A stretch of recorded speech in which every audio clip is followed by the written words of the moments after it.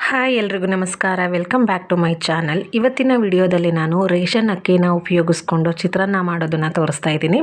ಬನ್ನಿ ನೋಡೋಣ. Taste wise ಕೂಡ ಸೂಪರ್ ಆಗಿರುತ್ತೆ, ಅದೇ ರೀತಿ ಹೆಲ್ತಿಗೂ ಕೂಡ ತುಂಬಾ ಒಳ್ಳೆಯದು.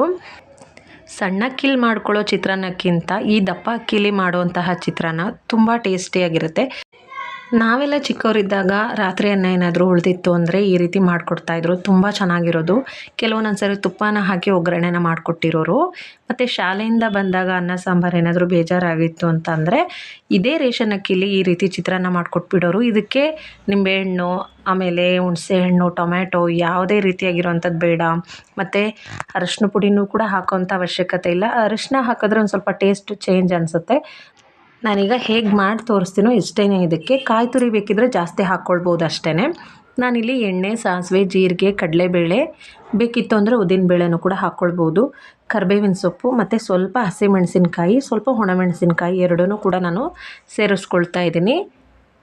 ಒಂದು ಸ್ವಲ್ಪ ಒಣಮೆಣಸಿನ್ಕಾಯಿ ಹಾಕಿದ್ರೆ ಒಂದು ಸ್ವಲ್ಪ ಟೇಸ್ಟು ಇನ್ನೊಂದು ಸ್ವಲ್ಪ ಚೆನ್ನಾಗಿ ಅನಿಸುತ್ತೆ.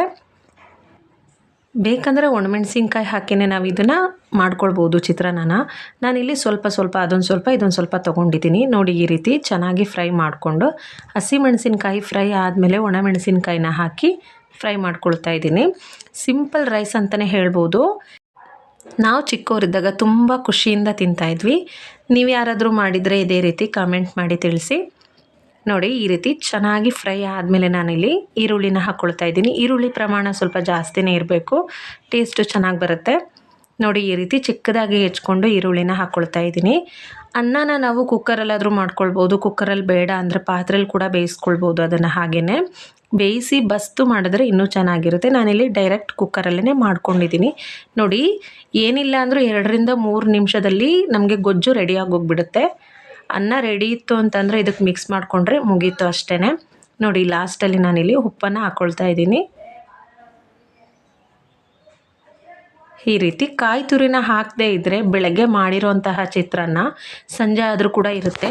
ಹೊರಗಡೆ ನಾವೇನಾದರೂ ಟ್ರಿಪ್ ಹೋಗ್ತೀವಿ ಅಂದರೂ ಕೂಡ ಈ ರೀತಿ ಮಾಡ್ಕೊಂಡು ತೊಗೊಂಡೋದ್ರೆ ಬೇಗ ಹಾಳಾಗೋದಿಲ್ಲ ಈ ಚಿತ್ರಾನ್ನ. ನೋಡಿ, ನಾನು ಕಾಯಿ ತುರಿನ ಹಾಕ್ಕೊಳ್ತಾ ಇದ್ದೀನಿ. ಒಂದೇ ಟೈಮಿಗೆ ತಿಂಡಿ ಮಾಡ್ತಾ ಇರೋದು, ಅದಕ್ಕೋಸ್ಕರ. ಎಷ್ಟು ಚೆನ್ನಾಗಿ ಕಾಣಿಸ್ತಾ ಇದೆ ನೋಡಿ. ಇದಕ್ಕೆ ನಾನೀಗ ತಣ್ಣಗಾಗಿರಬೇಕು, ಅನ್ನ ಮಾತ್ರ ತಣ್ಣಗಾಗಿ ಬಿಡಿಯಾಗಿರುತ್ತೆ. ಆ ಟೈಮಲ್ಲಿ ನಾವು ಅನ್ನ ಹಾಕ್ಕೊಂಡು ಕಲಿಸ್ಕೊಳ್ಬೇಕು. ನಾನಿಲ್ಲಿ ಸ್ವಲ್ಪ ಗೊಜ್ಜು ಜಾಸ್ತಿ ಮಾಡಿರೋದ್ರಿಂದ ಸ್ವಲ್ಪ ಎತ್ತಿಟ್ಕೊಳ್ತಾ ಇದ್ದೀನಿ. ನೋಡಿ, ಇಲ್ಲಿ ಈ ರೀತಿ ನಾನು ರೇಷನ್ ಅಕ್ಕಿಲಿ ಚಿತ್ರಾನ್ನ ಕುಕ್ಕರಲ್ಲೇ ಮಾಡ್ಕೊಂಡಿದ್ದೀನಿ. ಚೆನ್ನಾಗಿದೆ. ಇದು ಸ್ವಲ್ಪ ತಣ್ಣಗಾದ್ಮೇಲೆ ಬಿಡಿ ಆಗುತ್ತೆ, ಆವಾಗ ತೋರಿಸ್ತೀನಿ ನಾನು ಮಿಕ್ಸ್ ಮಾಡಿ.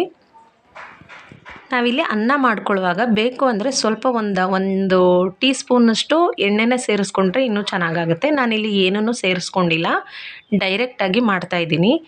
ಈಗ ನೋಡಿ, ಸ್ವಲ್ಪ ಮೆತ್ತಗಿದೆ ಅಂತ ಅನಿಸುತ್ತೆ, ಆದರೆ ರೇಷನ್ ಅಕ್ಕಿ ಅನ್ನ ಮಾಡಿದ ಮೇಲೆ ಸ್ವಲ್ಪ ಹೊತ್ತಾದಮೇಲೆ ತಣ್ಣಗಾದ್ಮೇಲೆ ಗಟ್ಟಿ ಆಗುತ್ತೆ.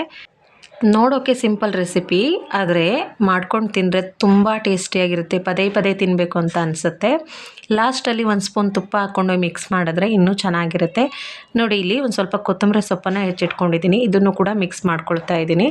ತುಂಬ ಟೇಸ್ಟಿಯಾಗಿರುತ್ತೆ. ಲಂಚ್ ಬಾಕ್ಸಿಗೂ ಕೂಡ ತುಂಬ ಚೆನ್ನಾಗಿರುತ್ತೆ. ಕಾಯೆಲ್ಲ ಹಾಕಬಾರ್ದು, ಡೈರೆಕ್ಟಾಗಿ ಹಾಗೆಯೇ ಗೊಜ್ಜಿಗೆ ಅನ್ನ ಕಲಿಸ್ಕೊಂಡು ಮಿಕ್ಸ್ ಮಾಡ್ಕೊಳ್ಬೇಕು. ತುಂಬ ಚೆನ್ನಾಗಿ ಅನಿಸುತ್ತೆ. ಗೀ ರೈಸು ಕೂಡ ಅಷ್ಟೇ. ಗೀ ರೈಸ್ನು ಇದೇ ರೀತಿ ಮಾಡ್ತಾಯಿದ್ರು ಮೊದಲೆಲ್ಲ. ಆವಾಗ ಇದಕ್ಕೆ ಗೀ ರೈಸ್ ಅಂತ ಎಲ್ಲ ಕರಿತಾ ಇರಲಿಲ್ಲ, ತುಪ್ಪನ್ನ ಅಂತ ಕರಿತಾಯಿದ್ರು. ತುಂಬ ಟೇಸ್ಟಿಯಾಗಿರುತ್ತೆ. ನೋಡಿ, ಈ ಚಿತ್ರಾನ್ನ ಒಂದ್ಸರಿ ಮಾಡಿ ನೋಡಿ. ನಿಂಬೆಹಣ್ಣು ಬೇಡ, ಟೊಮೆಟೊನೂ ಬೇಡ, ಹುಣಸೆಹಣ್ಣು ಕೂಡ ಏನೂ ಬೇಡ. ಇದಕ್ಕೆ ನೀವೇ ಇಷ್ಟಪಡ್ತೀರಾ. ನಿಮಗೇನಾದರೂ ಈ ವಿಡಿಯೋ ಇಷ್ಟ ಆಯಿತು ಅಂದರೆ ಪ್ಲೀಸ್ ಲೈಕ್ ಮಾಡಿ, ಶೇರ್ ಮಾಡಿ, ಸಬ್ಸ್ಕ್ರೈಬ್ ಮಾಡಿ. ನಾನು ನೆಕ್ಸ್ಟ್ ವಿಡಿಯೋದಲ್ಲಿ ಸಿಗ್ತೀನಿ. Thanks for watching. ಬಾಯ್.